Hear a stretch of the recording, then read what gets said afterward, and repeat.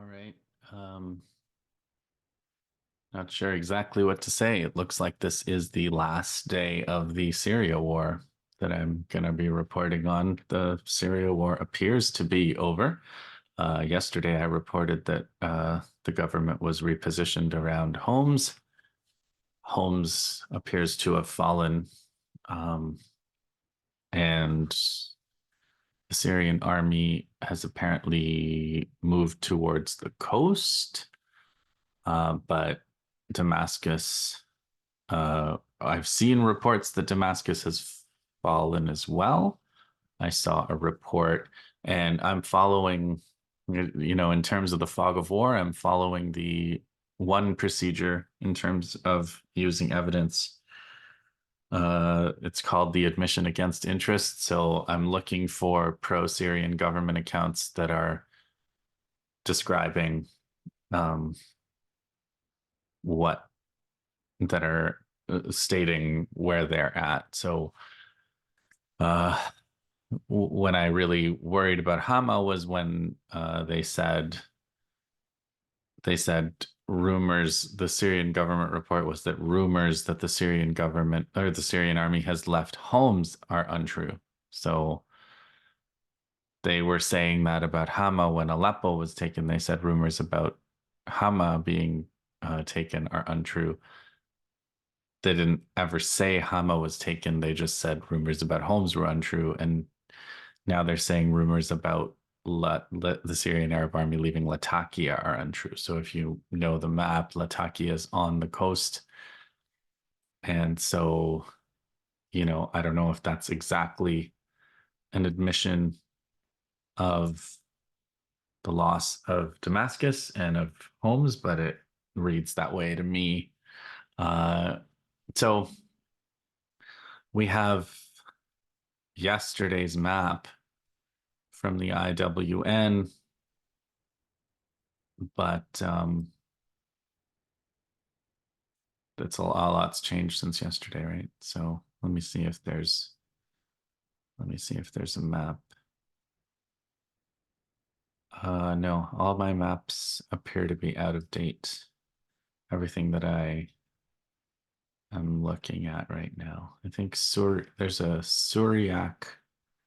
I was looking at Syriac. I showed you the Syriac map the other day, right? This one is out of date, but I'll just show you what's going on this out of date map. How about that?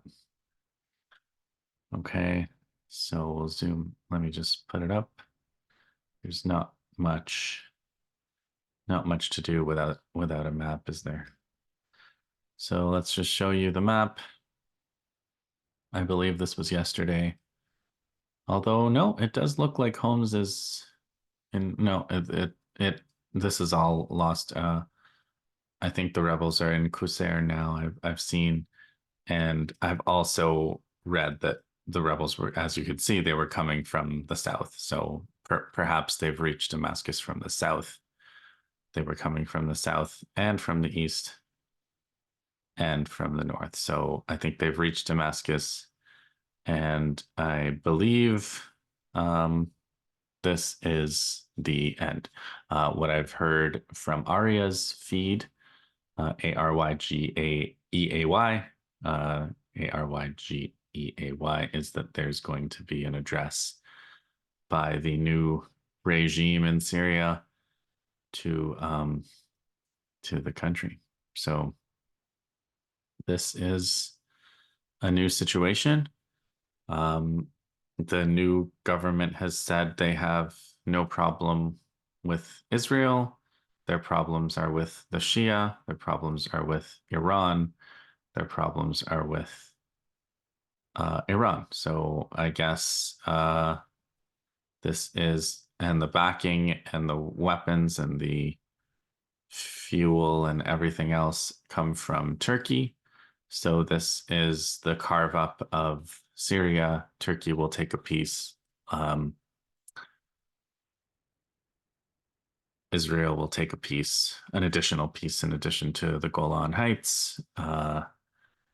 They will surround Lebanon and cut off the supply of weapons to Lebanon, and then the Kurds, the SDF, so far with U.S. backing, have taken parts. The Syrian army handed over parts of the east to the SDF before the HTS, the Turkish-backed groups, took over. So I guess what we're looking at is a partition between HTS, Israel, Turkey, HTS being Turkey, but presumably Turkey will take some of this for themselves as well, and Kurdistan, Kurdistan being backed by the U.S. unless and until the U.S. decides to betray them to the Turks, which will, if U.S. and Turkish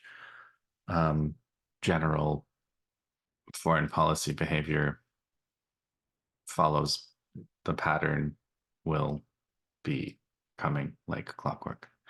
So, as far as analysis, recrimination, I, you know, I don't have, I don't, I'm not big on searching for secret deals. I'm not big on searching for conspiratorial deals. There may well have been, but just um, to I'll just tell you what I think happened here. Okay. I think that um, I think that everybody, me included, believed that the so-called HTS militants, Turkey-backed jihadis, terrorists, whatever you want to call them, I believed that they were a spent force, that they were contained in Idlib, and that the Syrian state was on its way to rebuilding and eventually taking back and restoring sovereignty over all of historic Syria.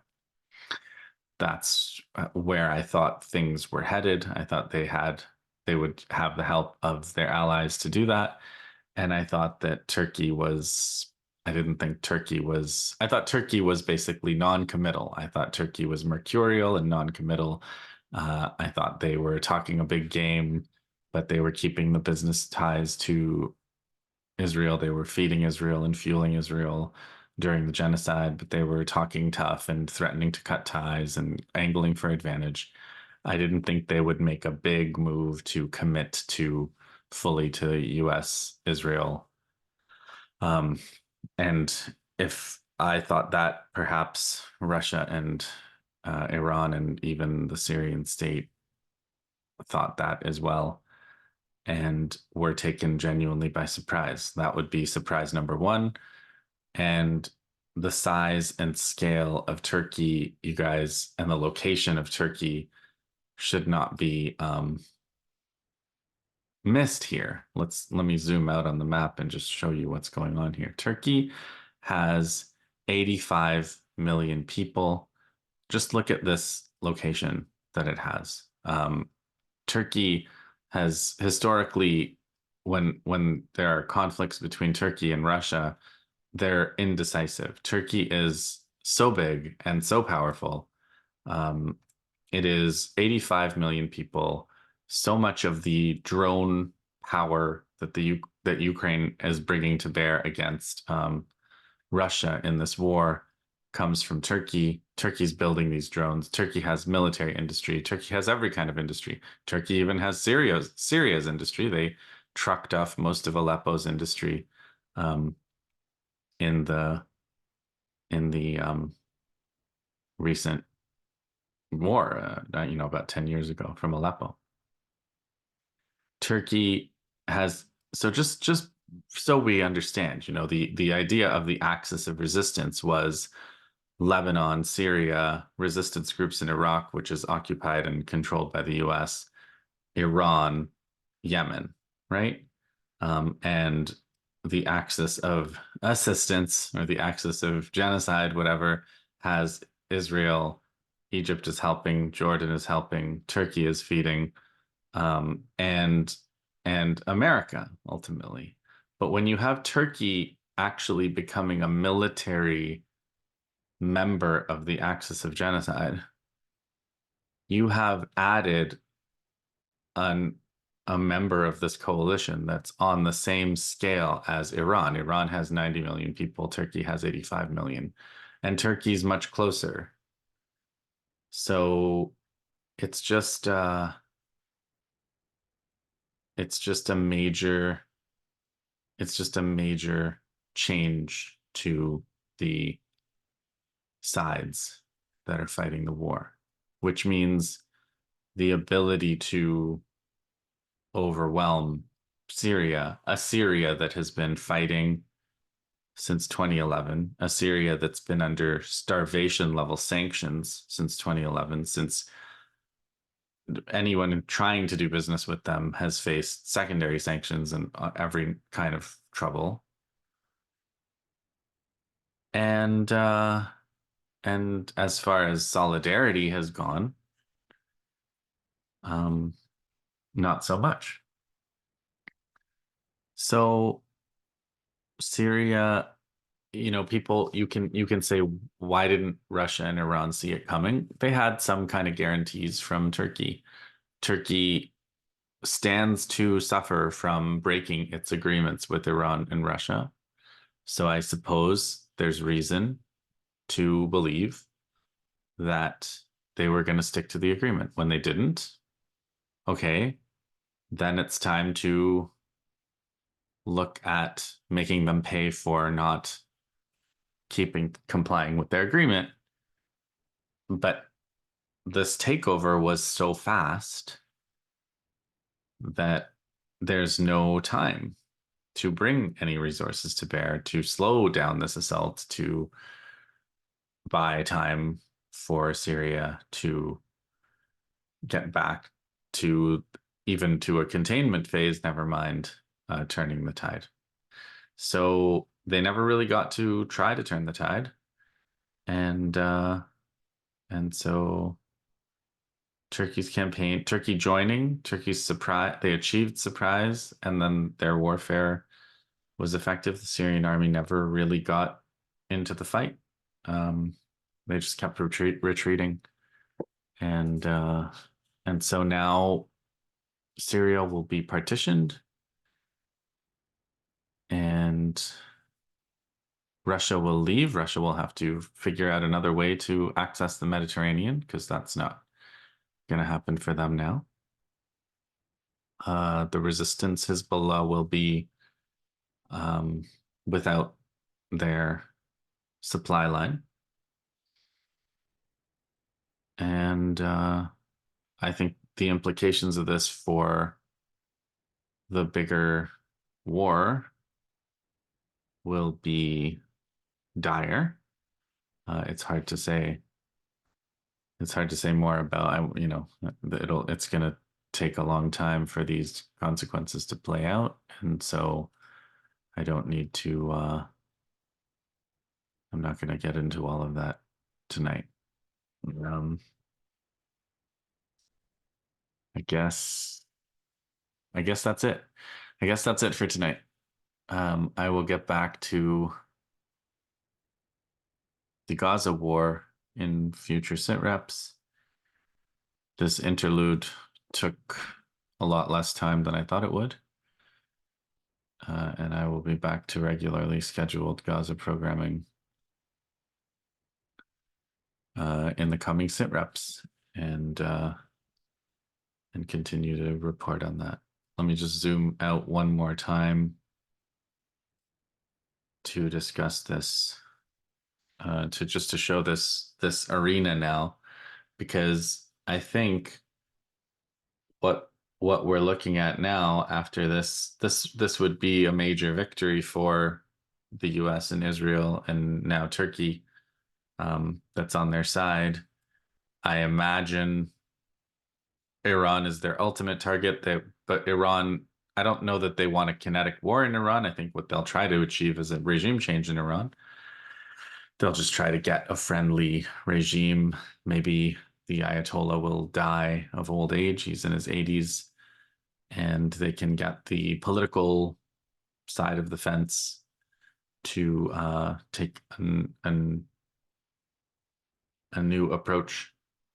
There are many pro-Western political forces in Iran, and maybe that's how that will go.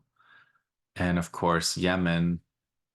I mentioned that Tim Anderson said that they're going to try to start the war in Yemen up again with the alternate regime in Aden trying to restart the civil war against Ansar Allah. So they will, they don't stop. They don't stop when they achieve success. And so there's every reason to believe they will be gunning for Yemen and gunning for Iran next, one way or another. And of course, the ultimate goal of all this was to isolate Palestinians, and that is also very much a success of theirs today. So after all that, I have the duty to tell you to hang in there, and I'll be back, and we'll continue to follow these events here. See you in the next one.